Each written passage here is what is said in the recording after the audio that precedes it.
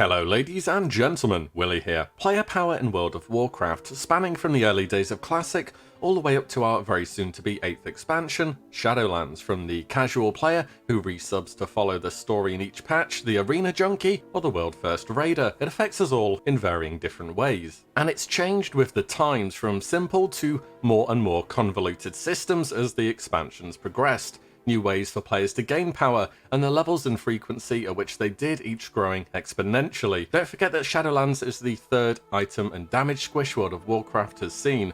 Warlords of Draenor was the first, BFA the second, and just one expansion later, Shadowlands being the third. And it's shaping up for power gain to, once again, be at insanely high levels by the end of the expansion. Well, at least looking in from our beta state over all the temporary systems we have and that we know about at the moment. Now, I don't profess to be a prophet or have all the answers. As Mark Rosewater, head designer for Magic the Gathering, who held that position before WoW existed as an MMO, said, "Players are amazing at pointing out something as a problem, but not quite so well equipped to provide the solution." Let's have a look back to how we got to where we are at today. All the way back from vanilla, we want to know three main things for each expansion, okay? Number one, how is player power gained? Number two, how many sources of meaningful player power are there? And number three, how big are the player power jumps during the expansion? And for the sake of simplicity, this will be power gain in terms of PvE content. PvP could be its whole separate thing, but I'm not the guy to make that since I haven't really done PvP for the past few expansions. Also, if I miss a thing or two out here, then do feel free to point it out. This is going to be going over quite a lot of stuff, okay? So for vanilla, power is gained through abilities, your talents, your gear, and your professions. The meaningful sources of it are PvP, dungeons, raids, reputations, and quests. The power jumps throughout the expansion are quite sizable, raid to raid, but itemization was quite a bit wonky back then, or if you still play Classic, you'll very much know that, and a lot of the gear from early raids are kept relevant. Items like Onslaught Girdle, Bone Reaver's Edge, bow from Ragnaros still, Tear or Crossbow from Blackwing Lair. There is goods and bads to having a system like this, like your raid leader probably dragging you to Molten Core still because he hasn't got his second binding. In the Burning Crusade, player power is gained, once again, abilities, talents, gear, professions. Same as vanilla, exact same.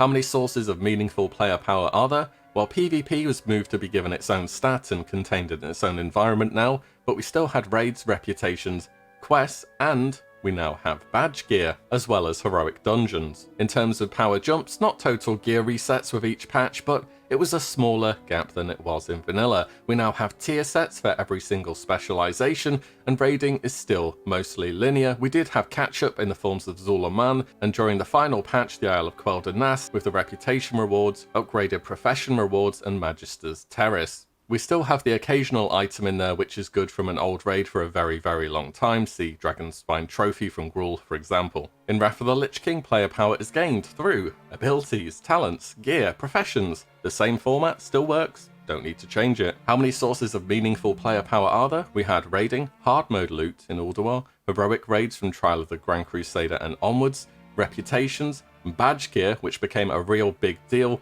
However, quests and dungeons fell off in importance. For the first time ever in Wrath of the Lich King, each patch is like a gear reset. Raiding is no longer fully linear, and catch-up gear, as well as the LFG, are much more of a thing at getting people into the gearing system faster than ever before.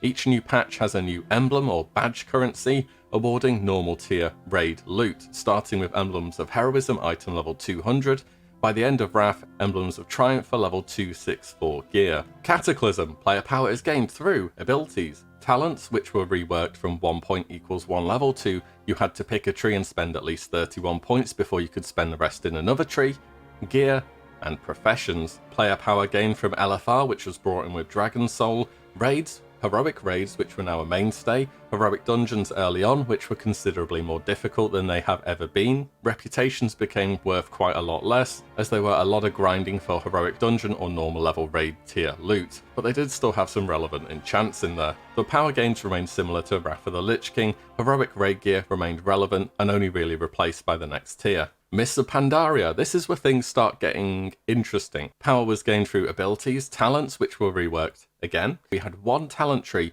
per class. Yep, one talent tree per class, and it had some of the best class design we have ever seen, in my opinion.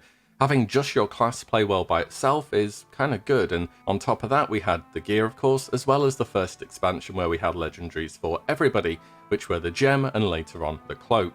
And of course we have professions as well. Player power came from LFR, raids, heroic raids, mythic raids by the end of the expansion, reputations became more worth it again, heroic dungeons were kind of nerfed to the ground and pushed out of relevancy, we had thunder forging in Throne of Thunder, war forging in Siege of Orgrimmar, reroll tokens, world bosses, valor points, and reforging. As with Cataclysm, I think there was a bit too much reliance on LFR to boost the early gearing process, and numbers started getting really high before the WoD pre-patch squish. Note for Mists of Pandaria, simplest class design, most ways to get loot and customize your class so far. Warlords of Draenor, we had an ability squish, new stuff in, but a lot of old, unused stuff out. Specializations were simplified considerably, like a lot. Talents reworked for the third expansion in a row. Now we had one talent tree per specialization. Instead of one size fits all, we would get 1 point per 15 levels. Professions, including many gem slots and enchantments, were removed. Meaningful power came from raids, which were now at 4 different difficulties, LFR, normal, heroic, and mythic, and it felt like only the top 2 were really keeping people relevant. We had reputations, and heroic dungeons very early on were okay, but they fell off and then were only really used for the challenge modes. We had warforging still, reroll tokens, and world bosses. And how big are the player jumps during the expansion? Well, I can summarize it by new raid comes out, do the new raid. There was only 3 of them, Warlords of Draenor. Legion. Okay, here's where things start to get a bit crazy. So our power is gained from abilities, talents, gear, artifact weapons, and legendaries. It was the last expansion to have large class changes so far, in my opinion, which I'll talk about more later. The meaningful player power came from heroic and mythic raids, mythic plus spam for gear, your weekly cash, world emissary quests, titan forging, the gem slot rolls, reroll token, and a lot of RNG. You could get your best item at any time, anywhere. The player power jumps between each patch really started to push on a massive amount from Legion. New temporary power systems were pushed up a notch with each patch too. More artifact power into your weapons, concordance of Legion fall, upgrading and getting new legendaries. Previously it had only been balancing changes on our classes on top of our new gear. Now we have these 2 power sources which also must be progressed at the same time. You see where this is going now maybe. Battle for Azeroth. The wheels come off the power gain train. So player power is gained from abilities, talents, gear, Azerite armor, essences, and corruptions. The sources of power are heroic and mythic raids, reroll tokens, titan forging, the gem slot RNG, emissaries, weekly chest, world quest scaling, PvPers were forced to PvE for gear, PvEers were forced to PvP for essences. That should be a choice, not a requirement for the best gear. Oh, and tier sets were also now gone after being in the game since launch. Power gain between each patch goes totally off the charts, completely insane, with a 30 item level jump between each patch. Your mythic gear from the last raid is now equal to normal in the next. That's too much of a power gap. Uldia normal is 355, Nyalotha is 455 baseline. Imagine in Wrath of the Lich King we went from 200 to 264 raid baseline, and each patch was considered a bit of a soft reset then. So what we've seen here for me is that around Legion was the last real big round of class changes. It gave us survival hunters being melee, demo locks with a theme on summoning pets, the RNG Stormstrike spam, don't worry we'll fix it in 8.1, well whoops, 2 years have passed, don't worry guys, the other 2 specs are fine. Enhancement Shaman. You know, someone said to me the other day that Legion set BFA up for failure, and I've never really thought of it like that. Did BFA have to have new temporary power systems? Well, no, but did it have to build on us losing our artifact weapons and legendaries? Yeah, you absolutely bet it did. Did it? Nope, it sure didn't. Well, not until really late into the expansion anyway. I think a big reason for the current new systems in each expansion is because what we have at the moment class-wise is what Blizzard wants the class, and it's their vision for how your class and specialization combo should feel and play in World of Warcraft. Back as early as Cataclysm, Blizzard were already having difficulties adding something on constantly with each new expansion, which is why they started squishing and removing. And now with all these systems, instead of it being all about your class and talents, Blizzard seem to have left them in a state where they're largely happy with them. and the actual play style for the majority of classes has changed very little throughout the past 3 expansions. And instead they're giving us these new temporary systems to build on each expansion. How much has your main, if you can remember, changed from Legion to Shadowlands on a basic level? No legendaries, no Azerite, any of that, just your class and your spec. Think of it in the space of any other 3 expansions. You probably have that talent that is literally never been used, but it's just there. No one ever takes it, it's not best for anything, but it's there. Why is it still there? Pick any other expansion to 1.3 later, and just think about how your talent tree looked then compared to now.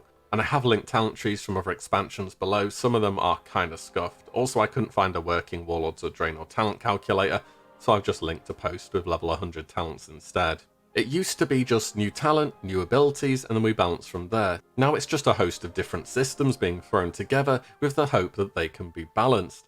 And time again, we've seen flaws fed back or immediately found upon launch, and Blizzard tend to be quite slow making changes. Essences were not buyable account-wide for nearly a year. The exact same thing happened with Azerite armor, and happened with legendaries, and happened with corruptions. And it takes them such a long time to get it right and working that we have to endure far more of this learning process of it not working before it's finally in a decent state. And then what do we do at the end of the expansion? We throw the whole lot in the bin and try and start again next expansion. How much continuity can you expect from a system like Soulbinds and Conduits, which revolve around specific characters and factions? It's a pretty narrow format. Maybe some will live on post-Shadowlands, but probably is how BFA tried to integrate legendaries into talents, the majority of which were totally underwhelming. Another 2 years or so of trying to get it right, throwing it in the bin, barely changing classes baseline, and then forcing themselves to come up with another system. It's doing the exact same thing and expecting a different result, which is, of course, the definition of madness. And I can tell you 100% that Shadowlands will have insane item inflation once again. How do I know? Well, let's take a look at the recently released item levels for Castle Nathria, the first raid. Normal is item level 200. By the way, these are the same item levels used at the start of Wrath of the Lich King. Interesting. So normal is the same as tier 7 10-man, which was Nax Rammus and the other raids at the start of Wrath. Heroic is 213, which is Nax 25. Mythic is the same as tier 8 Ulduar 10-man, and to top it off, the last 2 bosses on Mythic, which have an even higher item level at 233, is 1 item level higher than the regular tier 9, aka the non-upgraded Trial of the Crusader items. So that's 1 raid in Shadowlands spanning 3 different tiers of raiding from Wrath of the Lich King, item level wise. I'm guessing we finished Nathria doing around a 4-digit number at the top end DPS, and at the end of the expansion we'll be at like 50 or 60k or something. BFA went from like 25k to nearly 200k DPS, by the way. Because there's so many layers to content, Blizzard feels like there needs to be this many layers to gear, and each new tier will majorly invalidate your old gear again. Also, Soulbinds and Legendaries will have to be upgraded as we go on, further pushing powers. At least Covenants will only be a balancing nightmare, right? The thing about all this power gain is it can be done right and wrong, and that's proven to have been the case in the past. Temporary power is at its best when it complements your class and is designed specifically for it, like artifact weapons, and it's at its worst when it's trying to be a one-size-fits-all for every class and just a bunch of stats and procs, like corruptions or the basic soulbinds. There have been some good learning points though in Shadowlands, like the weekly vault, which can give you a range of gear instead of just having your weekly disappointment chest. And as well as legendaries having much more player agency to them in your decision making as to what you want, and we can only wear 1 of them at the moment. No doubt this will change, but it's infinitely better than kill a random bear, get a legendary in Legion. I think when it comes down to it, the temporary power gain is overtaking what our character can do on a base level. This wouldn't be so bad if it were always tailored to our class, but it isn't. Even Covenants have a bunch of specialization crossover mechanics. Our class, how it plays, how it feels, the abilities and the talents should be the most important factor to our power. If something is temporary, it should be treated like that, an attribute for a far smaller percentage of our overall performance. Not to say change for change's sake, expansion to expansion, but I can't think of another way of explaining what's happened from Legion to Shadowlands. This also means if you don't like how your class or specialization plays, it won't be changed. Just quit, leave it, re-roll. And the fact they're not re-evaluating this during the expansion is worst of all. When was the last time Feral, Arcane, Enhancement, Survival, Demonology, Vengeance, Ret, Windwalker, for example, were anywhere near relevant at the top end for a prolonged period of time, compared to, say, Frost or Fire Mages, Affliction, Brewmaster, Holy Pala, Havoc, Shadow. It's the same class and specialization combos finding themselves at the top, and the same at the bottom again and again, because the core class design isn't changing enough. Item level jumps need to come down. If a temporary system is in place, it should be a smaller portion of our overall power. On top of the number of temporary systems, talents, new abilities, and class design philosophies, which need to be more actively evaluated during the expansion. Not just saying we won't change it because it would be confusing. You know what I find confusing? The fact that I can't understand what gear setup is best for me without paying raid bots to perform some quantum entanglement on my 6-digit number of gearing options. And it's not that I want retail to become as simplistic as classic, it's just we're seeing the same mistakes being made again and again. I think to finish up, I thought the temporary power systems in Legion were great by the end of it. BFA never managed to get it right, and Shadowlands, as it's looking at the moment, well, Covenants just aren't balanceable basically, because they're not providing a like-for-like kind of opportunity across the different Covenants. I mean, even on our talents, which do aim to provide a like-for-like opportunity, as in you'll have a survival row, a mobility row, a single target row, an AoE row, they haven't been balanced right since, well, forever really. And it's an MMO, it's never going to be perfectly balanced, but I know back when I was playing Affliction Lock in BFA, I had pretty much one talent setup for the entire time. Bring the power back to our classes and back to our specializations. If temporary is there, make it minor, not massive. Make it spec specific, not one size fits all, or a hybrid, or both, or anything in between. I know people are still going to aim to min-max, but it'd be a step in the right direction. That'll do though, I still have a bunch more to say about Shadowlands actually, it's gonna be an interesting one. Anyways, let me know your thoughts, and I will see you in the next one very soon.